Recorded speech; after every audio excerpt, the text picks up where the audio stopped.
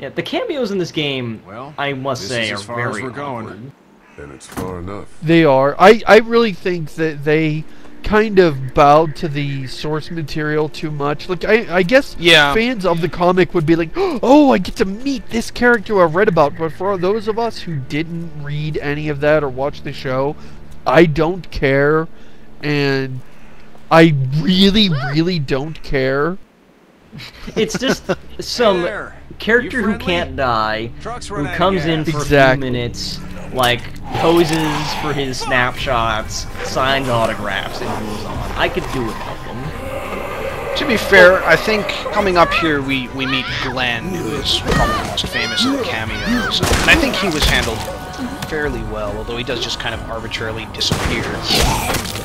Yeah, and then Lily is technically also a character who appears later in The Walking Dead. Yeah. And she's also sort of... Yeah, they do more with her character, but I think she's, like, less important to the Walking Dead canon. Take risks like this. Yeah. You can't just let people die either. That was the one case where they weren't afraid to let the fact that this is a canonical character interfere with their desire to characterize her. But you could tell she's from the rest of the lore because she's this unredeemably awful person who's just like, why is this person just this evil? What is it? I have to pee.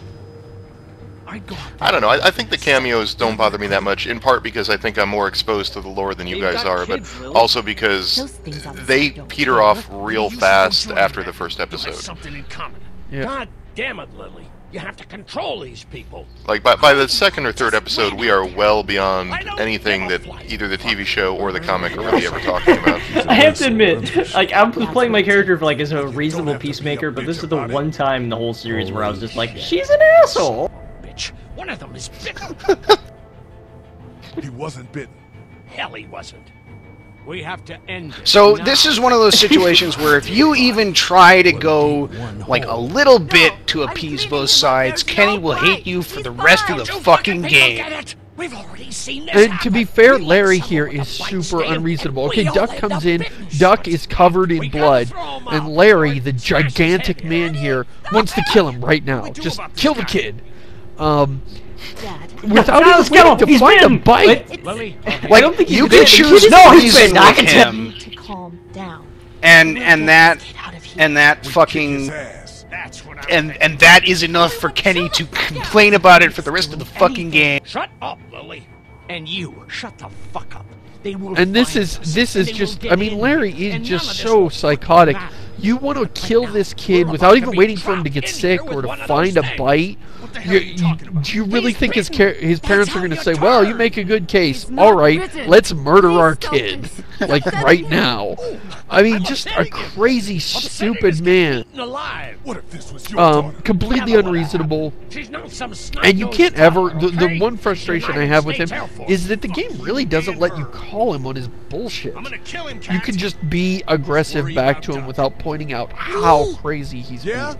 There's someone in This there. guy is good as a lunatic, listen to him! Whatever happened to my daughter? My daughter's awesome! She's great at stuff! Your kid sucks! Fuck your kid! Your kid's a total piece of shit! So you should So pay that right there attention was to nice. yeah, you should pay attention to Lee's subtle comments while he's in here. First thing he'll do is sink his teeth into his mom's face. Then, once she's dead... Look at, like, the shit-eating grin on his face, like, this smug look when he's like, and if she does...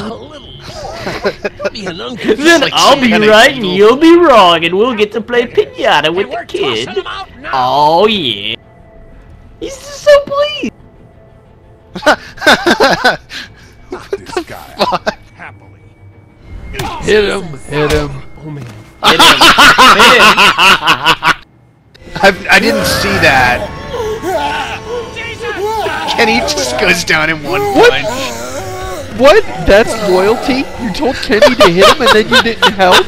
That's not loyalty. Yeah, no, I That's would've- like, oh yeah, I you would've can take liked- him, Kenny. You can do it, he looks like a pussy. Look at him. It's like, the guy's 6'3", he's like 320 pounds. Oh, quick time What? event. Lee's being infected. Let's kill him too.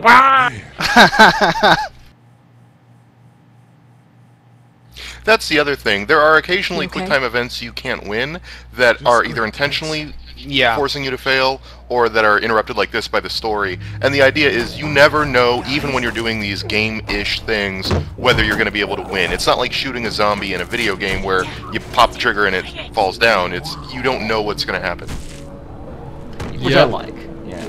I do too. It makes you're always in doubt. Like, what can I do? Can I get? Are there different levels of good outcomes here, or is this a simple pass-fail, or am I like when I'm to fail? And if I'm failing a button mash, I'm like, okay, there's two possibilities. Either, like, objectively, I could consider there's two possibilities. I'm going to die, or, oh my god, I'm sorry. Just like. I can't hear you, Larry. Everything that's coming out of your fucking mouth is, I am Satan, kick me in the balls, and feed me to the fish. He's having a heart attack. We gotta kill him right now. He's having a heart attack. Quick, get in a free shot. Please try to I actually, like, behind the counter where the he's really bad in this first episode, but I actually started to, if not sympathize with him, at least kind of understand him a bit in episode 2, and he wasn't that bad in that episode. I'll keep an eye on my dad. He's not so unbelievably evil that he can't exist in the real world. He's a pretty extreme guy, but there are people that are just unbelievably selfish, and he doesn't ring false for me. So we can all get out of downtown Macon. Well, part of the problem also is I think you introduced this whole barrage of characters in a very tense situation. Like, introducing Herschel, we got this nice cordial conversation, and built up to him swearing at you to get off his farm because you killed his kid. Here it's like, instantly, his daughter was in danger, he sees Duck, he hates you, wants you gone, and it's just instant conflict from the board go.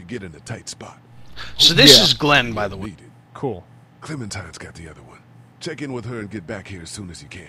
And you? What's your name? It's Lily. My dad's Larry. Keep a good eye on him. These boys Glenn is from the TV show and the comics. That's right. Yeah. You keep an eye on that front door. And he's one of the few people that's from the source material that isn't a raging jackass. Okay, Carly, you'll shift in with Doug when he needs it. And For one now, of the fan get some favorites, rest. so it's understandable that they threw him in here. I'd like to keep it that way. There was kind of an awkward thing though, where I meet Glenn, and I don't know too much about the canon, but I recognize Glenn, and then I'm like, okay, so how many people in this room are from the comics and the TV show? How many of these people won't die? How many of these people like are already established characters that I can't really change or Well, you don't meaningfully fuck interact with a reporter, especially one that's 3 days out from her last cup of coffee. Eventually you forget that, and in fact, again, the only other character is Lily, and Really? you know, she's not even disaster. terribly like. There are differences in Lily's backstory in the game that differentiate her from the Lily already established in the other canon, so she's practically a new character. I'm sorry. She was an asshole, but, you know. Yeah. That guy saved you? Yeah, can you believe it? Those creeps, or ghouls, or whatever the hell they are. I think I've got an idea what we should call them. How about... Doug just came to the rescue. Zombie. What do you think? Maybe, no? He's kind of cute. Okay, I guess we can call them like geeks or something. Huh? Walkers, nothing. maybe. Do we not start calling them walkers until the next We episode? drove up to cover the cherry I blossom don't remember. festival. Real hard-hitting stuff. So for those who haven't seen anything, the canonical word for zombies in the Walking Dead universe is generally walkers. Here, let me have a look. Yeah, it's like I'd call them biters because that's their defining feature. And here is the best scene ever in a video game. They actually, I don't think, bring this mechanic back after this, do they? The investigate something in your really, no. And it's an interesting riveting, one. I kind of twiddling enjoyed knobs it. action. Oh, I love this. I just love it. There are no batteries. She's like, what's up with this radio? I can't tell. Oh, there's no battery. What are those things? Thanks. I wouldn't even really know what to look Batteries? I wouldn't even really know what to look for batteries. You like come she's back never to Manor operated once, an electronic and device You know, in she's her a life. journalism. She's a journalist. So there's your English major. Did you say she's a journalism? You can hang out in front of the store. Yes, I did. You find the batteries and you hand them to her. As she opens her mouth, you're like, don't lick them! Let's go have a look. Cool. And we'll keep it down. Don't need to bring them back this later. You turn around and here's she's your got one in her engineer. nose. Agreed. So this is an interesting contrast between these two characters. Well.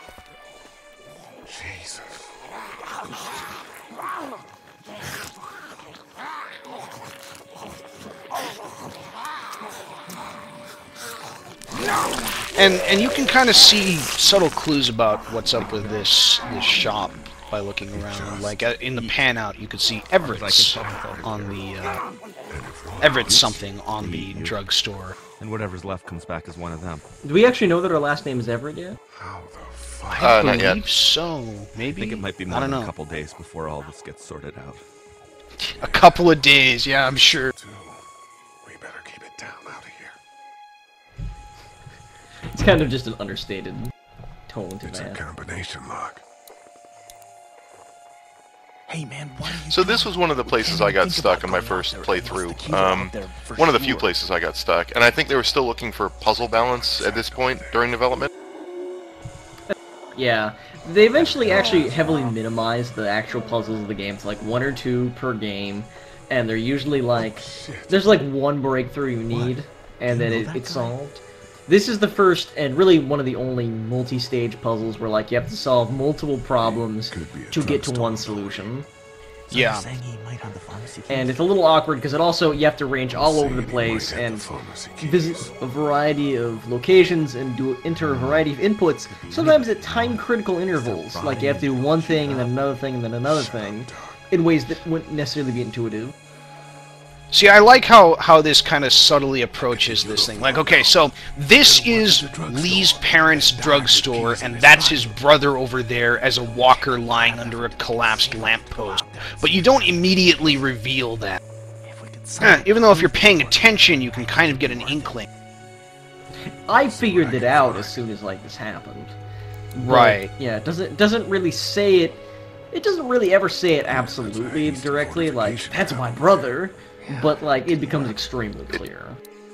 No, it does because you talk to him while you're dealing with him. Yeah, yeah, but even then you're just like, hey, like mom and dad, etc., etc. It's made explicit, but you never like say it as simply as like he's my brother. It's still it's a short leap to make, but there's still like an infinitesimal leap that the viewer has to make to get that's his brother. Well, especially considering, I won't spoil anything, but what happens in later episodes, it's clear that the writers trust the viewers to figure things out. We should think about searching that guy. Yeah. Yeah. I don't approve. I like to have everything spelled out for me. I like to see a hologram of an old man telling me exactly what I did and what it means in a greater context. Yes. So you're local. And if somebody's a bad guy, he should do something very obviously stupidly bad so that I can understand. He should do it for no reason other than to demonstrate his evil. And if I make a moral choice, I want to have to make only choices that are broadly defined as similar to that moral choice for the rest of the game. For the rest of the series, the franchise. Other decisions that make sense to me. I want to be punished if I have varying degrees of consistency with different sorts of moral choices. You know, in a more positive way of putting it, the one thing about this game is that, you know, what you choose might affect what happens later, but it never affects your liberty to make different choices. You can play Lee however makes sense to you, and I was also very interesting thing to note is they don't have a photo of him on the wall anywhere. I'm sorry to hear your It seems pretty clear that the game's implying that after Lee... we can't let anything happen to Ducky. Did we actually... Was that actually revealed? That Lee... Yeah, he was a convicted murderer at the beginning. After that, I guess they kind of had a falling out. Yeah, again, it's implied. Because they don't even have anything about him... his court case or anything like that. We just not that they would like pin up our son is convicted for murder. Oh, thanks, Lee. Put that in the scrapbook. That's sweet, Lee. Like a picture of him behind bars with a word bubble saying, "Hey, Lee, Punching him wasn't. See you at hotel service in Atlanta, but this is ridiculous. The guy who didn't get punched in the mouth. Just trying to think of some like really insipid mom joke. He's calling us on not helping him. How's Duck doing? Like, gee, thing. Just told me to punch this guy. He got nabbed on the way in here. It didn't work out. How's she doing? You can't ever go back to Larry and say, notice this kid and how he's not bitten and not a zombie, and you wanted to murder him anyway? Just a little girl, Ken. In conclusion, ever call him. Fuck you, man. On her own? That's right. Not just any little girl can do that. What's the plan? Hang tight, I suppose. Seems pretty dangerous out there, so we ought to wait for things to clear up. You said your family was from here in Macon? That's right. Where are they? I'm sorry, for some reason I feel really thirsty. I don't know what it is. I don't know. Well, wouldn't it might be because you woke up in the back of that cop car being thirsty and you haven't had a drink since then. There's that. I could also really go for a snow cone. Part of the problem with this puzzle is that the story grinds to a halt, and I think subsequent puzzles don't do that. They're always puzzles to progress to the next section. Yeah, this chapter has by far the most elaborate of any puzzles in the entire game.